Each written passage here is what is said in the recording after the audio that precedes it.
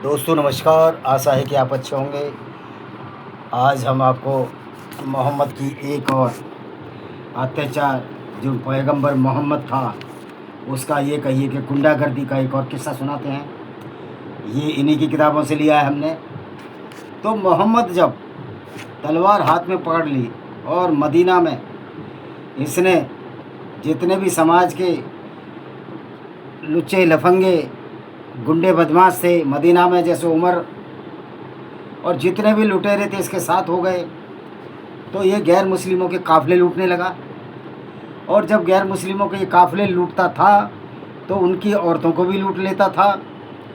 जब ये उनकी औरतों को भी लूट लेता था, फिर उनसे ये संभोग करता था, अत्याचार करता था, अनाचार करता था और अपने साथियों को भी उसके लिए उकसाता था।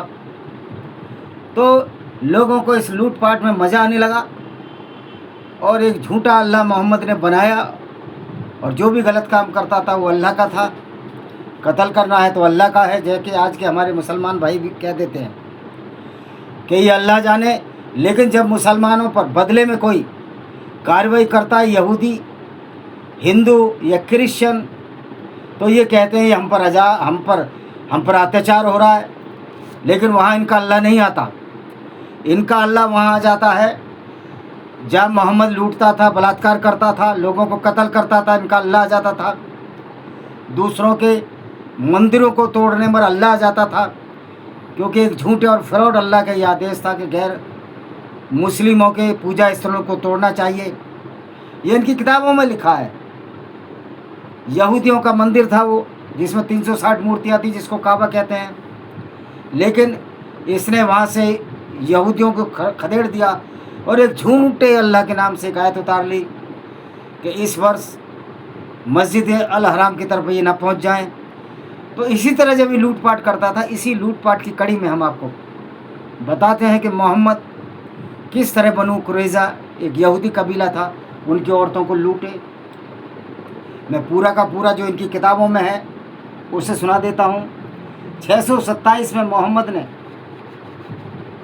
मदीना में यहूदियों की अंतिम बची हुई प्रमुख जनजाति कुरैज़ा के विरुद्ध अत्याचार किया। मदीना में 9 कबीले थे, 3 बड़े और 6 छोटे, और बनु कुरैज़ा इसमें पड़ा था, बनु अब्बास पड़ा था, और 6 इसने सारों को नष्ट भ्रष्ट कर दिया इस आधार पर कि ये काफिर हैं, इस्लाम मोहम्मद को नहीं मानते। तो ये मोहम्मद की जो गुंडागर्दी है, जिसको आज मुसलमान मानते हैं इस्लाम के नाम पर, इनके मन में वही सवाल है कि पूरी दुनिया में इस्लाम लाना है। इन मूर्खों को ये नहीं पता तुम्हारा अल्लाह कुछ नहीं कर सकता। फ़िलिस्तीन की वाट लगा दी, अल्लाह कुछ नहीं कर रहा, और ये कहते हैं कि अल्लाह की मर्ज़ी के बिना पत्ता नहीं हिलता। यहाँ तो अल्लाह की मर्ज़ी के बिना अल्लाह चाहेगा कि उसकी मस्जिदें टूटे, फिर भी टूट रही हैं। क्यों? अल्लाह है ही नहीं। और जो अल्लाह बनाया मोहम्मद ने, वो सिर्फ अपनी गुंडागर्दी के लिए बनाया, अपने लूटपाट के लिए बनाया। औरतों को लूटना, बलात्कार करना तो इस्लाम का प्रमुख अंग है। तो दोस्तों, अब आगे शुरू करते हैं। हूबहू वीडियो बहुत छोटा छोटा डाल रहा हूँ मैं, इसलिए उसमें पुरुषों और कम उम्र के लड़कों के सिर कलम कर दिए और महिलाओं और बच्चों को गुलाम बना लिया। ऐसे करके उसने हाल में ईरान के राष्ट्रपति की भाषा में कहें तो पूरी जनजाति को मानचित्र से मिटा दिया। तो इसकी पृष्ठभूमि क्या थी?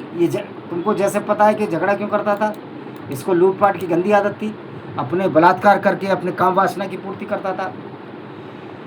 इस सामूहिक विनाश और दास्ता की तत्कालिक पृष्ठभूमि फरवरी, मार्च, अप्रैल 627 में खाई या खंदक की लड़ाई है। ये लड़ाई हालांकि एक घेराबंदी में समाप्त हुई। मुसलमानों और कुछ मदीना और गैर मुसलमानों के खिलाफ कुरैश, जो कि मोहम्मद का कबीला था, वो भी यहूदी थे, मक्का और उसके आसपास के एक बड़ी जनजाति के गठबंधन में खड़ी थी। कुरैश के सहयोगी भी थे गठफान।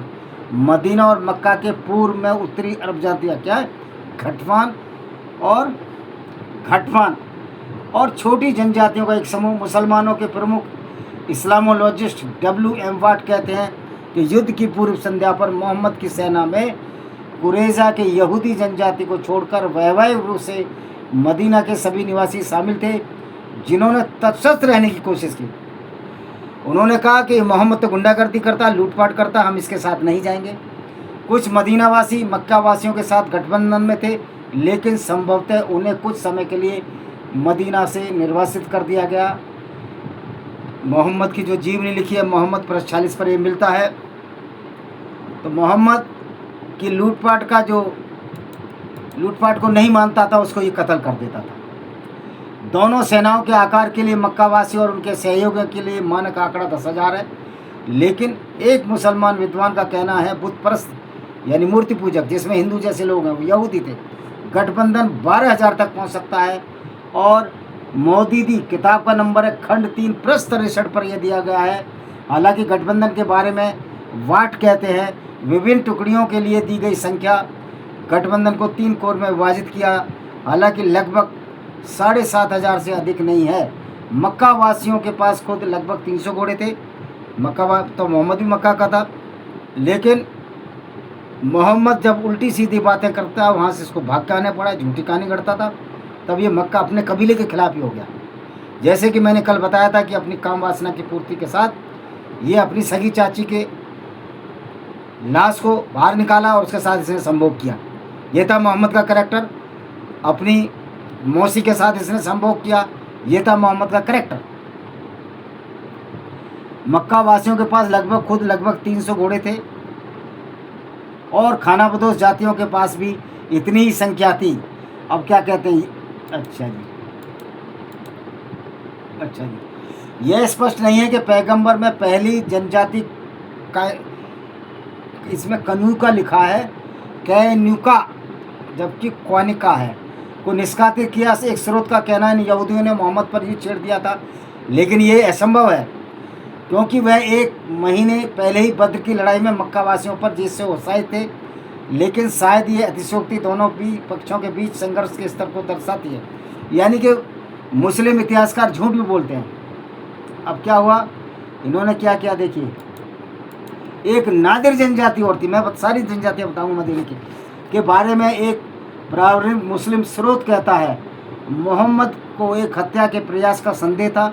जब वह जनजाति से कुछ रक्त विकृत धन रक्तपात के लिए मुआवजा, एक तरह से ब्लड मनी कहते हैं, कर लिया, तो मोहम्मद ने अपने अनुयायी को उन पर युद्ध करने के लिए बुलाया। अगस्त में 15 दिनों के लिए उनके गढ़ों में उन्हें घेर लिया। मोहम्मद ने उनके ताड़ के पेड़ों को नष्ट करना शुरू कर दिया। उनकी आजीविका नष्ट हो रही थी तो उन्होंने आत्मसमर्पण कर दिया और उत्तर की ओर चले गए। मोहम्मद ने उनकी संपत्ति जब्त कर ली, ठीक उसी तरह जैसे उन्होंने नादिर जनजाति के औजार जब्त किए थे। अब देखिए अब असली कहानी पर आते हैं कि बनु कुरैज़ा के साथ मोहम्मद ने किया क्या। ये बड़े ही नीच प्रवृत्ति का व्यक्ति था।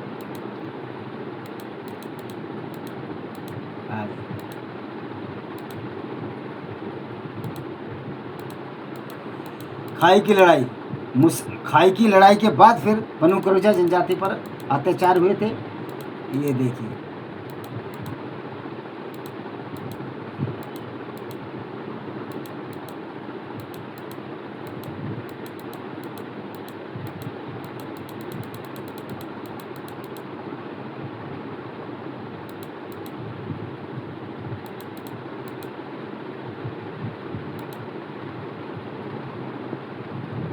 ये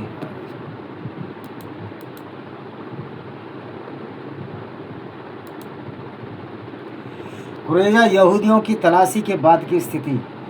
गठबंधन में हटने के बाद यहूदी अलग थलग पड़ गए, जबकि मोहम्मद के पास 3,000 जिहादी गुंडे थे जो यहूदियों के लिए विनाश का संकेत था। यह दुखद 5 कारणों से सामने आता है। परंपराओं में कहा गया, यानी नए रिशन में कहा गया है कि जब पैगंबर स्नान कर रहे थे, एक गैब्रियल उनके सामने प्रकट हुए। अब गैब्रियल एक झूठा इसके सामने प्रकट हो जाता था। जब मोहम्मद की काम वासना जागती थी तो प्रकट हो जाता था। तो गैब्रियल ने उन्हें कहा, क्या तुमने अपने हथियार नीचे रख दिए? उन्होंने कहा नहीं। तो जाओ बनु कुरैज़ा जनजाति पर आक्रमण करो। अच्छा, इसको किस तरह बोलते हैं ये देखिए। गैब्रियल ने उसे बताया लड़ाई अभी ख़त्म नहीं हुई है। मोहम्मद को कुरैज़ा यहूदियों से लड़ने का आदेश दिया गया। जब अल्लाह के रसूल खंदक यानी खाई के बाद वापस लौटे तो उन्होंने अपने हथियार नीचे रख दिए और स्नान किया। फिर जिब्रील, जिसका सिर धूल से ढका हुआ था, उसके पास आए और कहा अपने हथियार नीचे कर दिए। तो मोहम्मद कहता, अल्लाह की कसम मैंने अभी तक हथियार नीचे नहीं किए। अल्लाह के रसूल ने कहा कहाँ जाना है? जिब्रील ने कहा इस तरफ। बनी यानी बनी मतलब कबीले को, या बनु भी बोलते हैं, कुरैश जनजाति को इशारा करता कहा, इसलिए अल्लाह के रसूल उसकी ओर निकल पड़े। अनस बयान करता है, जो इसका मोहम्मद का एक दोस्त था, क्या बयान करता है, जैसे मैं अभी बनु पनम मदीना में सड़क की पर उड़ती धूल को देख रहा था, जो जिब्रील की रेजिमेंट के मार्च की वजह से है। यानी जिब्रील एक रेजिमेंट लेकर आया, जिसने कुरान लिखी जिब्रील वो एक गुंडा आदमी था, वो सारी गुंडागर्दी भरी आयतें लाता था। तो कह सकते हैं कि मोहम्मद का बनाया अल्लाह भी गुंडा, जिब्रील भी गुंडा, दूसरों को कत्ल और बलात्कार की आयतें लाता था। जो कुरान का जो विश्वास है कि जिब्रील लाया था, ये सारी गुंडागर्दी की आयतें जिब्रील लाया था। गैब्रियल के नेतृत्व के बारे में परंपरा उस अत्याचार का देवीय समर्थन देने के लिए बनाई है। यानी कि झूठ बोला गया है, जो युद्ध जल्दी शुरू होने वाला था और जो मोहम्मद जिसमें औरतों को लूट रहा है। अब ये देखिए क्या हुआ।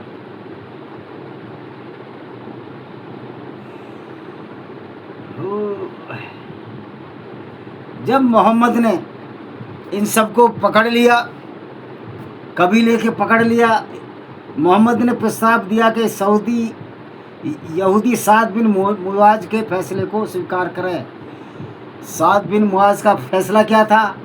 उसका फैसला ये था कि औरतों को रखेल बना लिया जाए और आदमियों को कत्ल कर दिया जाए। जब कुरैजा की जमात साद के फैसले को स्वीकार करने के लिए तैयार हो गई, तो अल्लाह के रसूल ने साद को बुलाया, जो उसके नज़दीक था। साद गधे पर सवार होकर आया, और जब वह पास आया तो अल्लाह के रसूल मोहम्मद या सहायकों ने कहा, अपने नेता के लिए खड़े हो जाओ। फिर साद आया और अल्लाह के रसूल के पास बैठ गया, जिसमें उससे कहा, ये लोग आपके फैसले को स्वीकार करने के लिए तैयार हैं। साद ने कहा, मैं फैसला सुनाता हूँ कि पुरुषों को, यहूदी कबीले के पुरुषों को मार देना चाहिए, और ये खुद लड़ने गया हुआ। उनके बच्चे महिलाओं को बंदी बना लेना चाहिए। फिर पैगंबर ने टिप्पणी की, हे साद, आपने उनके बीच अल्लाह के फैसले जैसा ही फैसला किया है। ये सही बुखारी के हदीस में लिखा हुआ है। यानी कि अल्लाह का फैसला भी उतना ही गुंडागर्दी से भरा होता जितना साद बिन मुआज का था, मुसलमान का था। यानी कि अल्लाह ने इस्लाम के नाम पर फुल गुंडागर्दी की, और वो अल्लाह तो बेचारा नकली था। असलियत इसके पीछे जो गैंगस्टर था वो मोहम्मद था। जैसे दाऊद इब्राहिम गैंगस्टर है, तो मोहम्मद भी गैंगस्टर था। इस्लाम चलाने के लिए, दाऊद इब्राहिम को पकड़ने के लिए भारत की पुलिस प्रयासरत है। मेरी समझ में नहीं आती कि पूरी दुनिया की पूरे दुनिया के राष्ट्राध्यक्ष, पूरी दुनिया के लोग इस कुरान और इस्लामिक गुंडागर्दी जो अल्लाह के नाम पर मोहम्मद ने फैलाई, इस पर प्रतिबंध क्यों नहीं लगाते हैं। अब हुआ क्या? उसके बाद लगभग 300 से 700 पुरुषों और युवा लड़कों के सिर काटकर मौत की सजा दी। महिलाओं और बच्चों को गुलाम बनाकर रखा। इब्न इसाक जो जीवनी लिखी है मोहम्मद की, यह संख्या 800-900 तक हो सकती है। इसमें 464 पेज जो इब्न इसाक की जीवनी है, सीरत रसूलुल्लाह, उसमें 464 पेज पर है। मोहम्मद इतने समझदार थे, उन्होंने 6 कबीलों से 2-2 यहूदियों के मौत घाट उतार दिया, ताकि किसी तरह के खूनी झगड़ों को रोका जा सके। बाकी की हत्याएं संभवतः मक्का से मोहम्मद के साथी प्रवासियों द्वारा की गई, क्योंकि सिर और शरीर को मदीना के व्यापार जिले की खाइयों में घसीटा गया था। अब सवाल ये है, जल्लादों ने कैसे तय कर लिया किस लड़ाके को मारना, किसको जिंदा छोड़ना? ये हदीस, एक हदीस है, वो क्या बोलती है, देखते हैं। अतिया अल कुरैजी ने बयान किया, मैं बनु कुरैजा के बंदियों में था। उसके सहयोगियों ने हमारी जांच की, जिन लोगों के बाल उगने लगे थे, यानी जांग के बाल, फिर प्यूबर्टी हेयर, उन्हें मार दिया गया, और जिन लोगों के बाल नहीं उगे थे उन्हें नहीं मारा गया। मैं उनमें से था जिनके बाल नहीं उगे थे। तो ये मोहम्मद इस तरह का एक क्रूर व्यक्ति था। और मज़े की बात है, इसने बनु कुरैजा की यहूदी कुछ स्त्रियों के साथ उनके पति को मारा, इसने उसके बाप को मारा, और उसी रात ये मोहम्मद उन यहूदी औरतों के साथ संभोग किया और अपने दोस्तों से भी कराया। तो मोहम्मद देखा जाए तो एक बलात्कारी, एक बेगैरत व्यक्ति था, जिसने झूठे के अल्लाह के नाम पर इस्लाम फैलाया, और इस्लाम का मूल उद्देश्य से कोई मानवता की भलाई नहीं थी, बल्कि उनका मूल उद्देश्य था उस समय के लिए, क्योंकि उसके बाद जिब्रील भी मर गया, अल्लाह भी मर गया, दिखाई नहीं देता, और ये मूर्ख लोग मोहम्मद की शिक्षाओं पर चलकर गैर मुस्लिमों को कत्ल करने लगे। तो मोहम्मद का मूल उद्देश्य यही था कि किसी तरह अपने जीवन की कामवासना की पूर्ति की जाए, धन लिप्सा की पूर्ति की जाए। उससे इतर मोहम्मद का कोई एम नहीं थे, उद्देश्य नहीं थे। ये हिटलर से भी ज़्यादा खतरनाक था मोहम्मद। झूठे अल्लाह के नाम पर एक फ्रॉड आइडियोलॉजी चलाई जिसका नाम इस्लाम कहते हैं। तो दोस्तों इसी के साथ हम इस वीडियो को विराम देते हैं। वंदे मातरम, जय हिंद, आपका दिन शुभ हो।